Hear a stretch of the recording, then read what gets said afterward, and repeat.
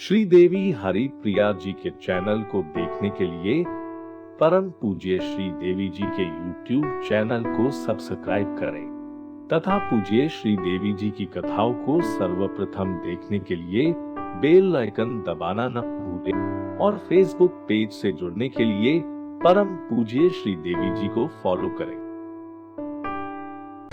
यहाँ काली देह में कालिया नाग रह रहा है, जिसकी वजह से वहां का जल बड़ा ही दूषित हो गया है, जिसके कारण वह जल पीने योग्य नहीं रहा और मुझे कुछ ऐसा करना होगा जिससे कि वह जल पीने योग्य बनाया जाए। अपने ब्रजवासियों का दुख मुझे दूर करना पड़ेगा। तभी प्रभु ने एक लीला की। उन्होंने सोचा कि अब मुझे इस कालिया नाग को काली देह से निकालना होगा। तभी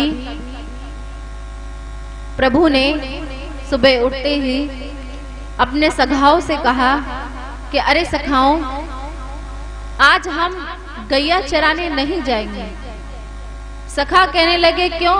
कहने लगे आज हमारा गेंद बल्ला खेलने का मन है और हम सभी मिलकर के गेंद बल्ला खेलेंगे। सखा कहने लगे अच्छा भैया चल ठीक है, जैसे तू कह रहा है वैसे कर लेंगे, पर खेलने कहाँ जाएंगे? कहने लगा वो काली देह के पास जाएंगे। सारे सखा कहने लगे बावरो है गो का, तो मालूम ना है वहां में कालिया नाग रहे और वो इतना जहरीला है कि कोई पशु पक्षी, कोई पक्षी भी वहां से अगर यमुना के ऊपर से चला जाए तो उसके विष के कारण वह भी मर जाता है। और तू वहां जाकर के गेंद बल्ला खेलने की कह रहे हो? कन्हैया ने कही तो हम कौन सा यमुना में जाकर के खेल रहे हैं, हम तो बाहर ही खेलेंगे, कोई यमुना के अंदर थोड़ी कोई गेंद बल्ला खेलते हैं। सखा कहने लगे कि भैया ठीक है जैसी तेरी राजी।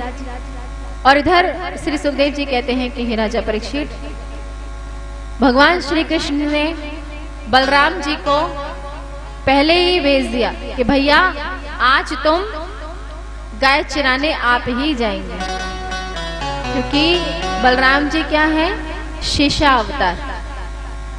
उन्हें दुख होगा अगर हम कालिया नाग को मारेंगे तो, इसलिए उन्होंने बलराम जी को भेज दिया कि आज गाय चराने आप ही जाएंगे, हम तो आज खेलने जाएंगे, हमारा खेलने का मन है। सारे सखाओं को एकत्रित किया और जाकर के काली देह के पास गेंद बल्ला क्रीड़ा शुरू कर दी। अब जब गेंद खेलने लगे, जो गेंद थी वो इतनी जोर का भगवान ने टोल मारा कि वो कहाँ गई? यमुना में। अब जिसकी गेंद थी वो थे राधा जी के भैया। वो कहने लगे देख कन्हैया, तूने मेरी रेशम की गेंद यमुना में फेंकी है, अब मोए तो यही गेंद चाहिए। सारे सखा कहने लगे अरे तू बावरा है गो, तो मालूम ना है का कि यमुना नदी में कालिया नाग रहवे और वो कितनो जहरीलो है, लालाय कछु है गो। तो कृष्ण भगवान कहने लगे कोई बात नहीं, हम तो ये दूसरी गेंद ला देंगे। वो कहने का ना, मुझे तो वही गेंद चाहिए जो तूने या यमुना में फेंकी। इतनी जोर से काय को मारो, कौन ने कही इतनी ताकत दिखावेगी? अब मुझे तो वही गेंद चाहिए, लेके आ वो है गेंद। अब कन्हैया तो जो चाहते थे वो हो गया। तुरंत कन्हैया ने यमुना में डुबकी मार दी। जैसे ही श्री कृष्ण भगवान यमुना महारानी में कूद गए, नीचे जाते हैं तो क्या देखते हैं कालिया नाग की जो पत्नियां हैं वह उसकी सेवा आदि में लगी रहती हैं। जैसे ही वह कृष्ण कन्हैया को देखती हैं, कहने लगी, अरे लाला तू कौन है और तू यहाँ क्यों आया है? तुझे पता है ना यहाँ कालिया नाग रहता है और वह बहुत ही जहरीला है। कृष्ण कन्हैया कहने लगे कि मैं तो माता जी अपनी गेंद लेने आया हूँ। अरे मैया मैं तो अपनी गेंद लेने आया हूँ, जो मैं गेंद बल्ला खेल रहा था और मेरी गेंद इस यमुना में गिर गई है। और वह गेंद कहाँ थी? कालिया नाग की पूंछ के नीचे। नाग पत्नियां कहने लगी कि कालिया नाग अभी सो रहा है, अगर वो जग गया तो वो तुझे मार डालेगा। तू यहां से जा लाला, तू ना जाने वो बहुत ही दुष्ट है, अगर तुझे देख लेगा तो तुझे छोड़ेगा नहीं। इधर कन्हैया गेंद को ढूंढता हुआ कहां पहुंचा? कालिया नाग के पास। इधर उधर खोजने लगा और उसे गेंद कालिया नाग के नीचे दिखी। और कृष्ण कन्हैया ने कालिया नाग के पास गया और जाकर के उसकी पूंछ को हाथ लगाया और गेंद को ले लिया। जैसे ही लिया, कालिया नाग की आंख खुल गई और वह कन्हैया से युद्ध करने लगा। कन्हैया से जब युद्ध करने लगा तो हमारे कन्हैया उससे युद्ध करके उसके फण पर बैठ गए। फण पर बैठ गए। जब फण पर बैठ गए तो उसके पूरे फण पर नृत्य करने लगे। जब नृत्य कर रहे थे, नृत्य करके जो कालिया नाग था उसके फण से रुद्र गिरने लगा। तांडव गति मुंडन पर नाचते बनवारी, तांडव गति मुंडन पर नाचते बनवारी। फम फम फम फननि पर, फम फम फम फननि पर, पग पग पग पग पटकत फम फम फम फननि पर, पग पग पग पग पटकत भीम भीम भीम विनती करत, विन विन विन विनती कर नाग वधू आली। तांडव गति मुंडन पर नाचती बनवारी, तांडव गति मुंडन पर नाचत बनवारी। नाचते नाचते जब कालिया नाग के फण से रुद्र बहने लगा तो जो कालिया नाग की धर्म पत्नी थी वह रोने लगी और कृष्ण कन्हैया से कहने लगी, अरे लाला तूने हमें मैया कहा है, हम तुझसे कुछ मांगना चाहती हैं, क्या तेरी मैया तुझसे कुछ मांगती तो क्या तू नहीं देता? कन्हैया कहने लगे कि तुम्हें जो चाहिए सो मांग लो।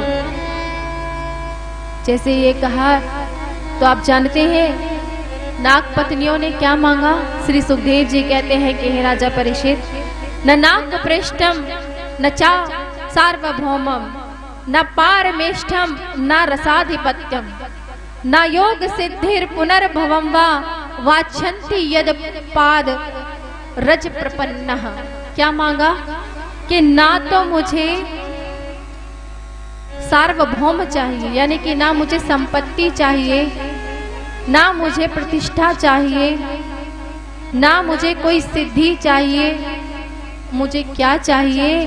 वांछति यद पाद रज, मुझे आपकी, मैं चाहती हूँ आपकी चरणों की रज। मेरी चाहत है वांछति यद पाद रज प्रपन्नः, मैं चाहती हूँ आपकी चरणों की रज को पाना। वो क्यों कहा? क्योंकि अगर प्रभु चरणों की रज देंगे तो उन्हें कालिया नाग के फन से हटना पड़ेगा। उन्होंने मांगा कि मुझे आप अपने चरणों की रज दे दीजिए। कालिया नाग कहने लगा अपनी धर्म पत्नियों से कि इनसे एक बात पूछो, ये हमें इस तरह मार रहे हैं, हमारी क्या गलती है? इन्होंने जो हमें दिया है हम वही तो इन्हें देंगे। इन्होंने जब हमें सर्प बनाया है तो हम क्या देंगे? जहर ही तो देंगे। इन्होंने ही हमें बनाया है, जब इन्होंने जैसा बनाया है हम वही तो देंगे।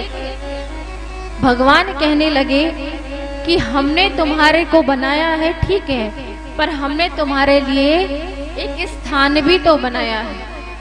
रमणक द्वीप में जाकर के आप वहां विराजमान हो। कालिया नाग से कहा। कालिया नाग कहने लगा कि मैं पहले वहीं रहता था, पर आपका जो सवारी गरुड़ है वह वहां के हर एक नाग को खा जाता है। आप उससे कहिए कि वो हमें भर्षण ना करे, तब मैं वहां जाकर के रह लूंगा। तब श्री कृष्ण भगवान ने कहा कि मेरे जो पैरों के चिन्ह अब तुम्हारे फन पर बन चुके हैं, तो गरुड़ तुम्हें अब कुछ भी नहीं कहेगा।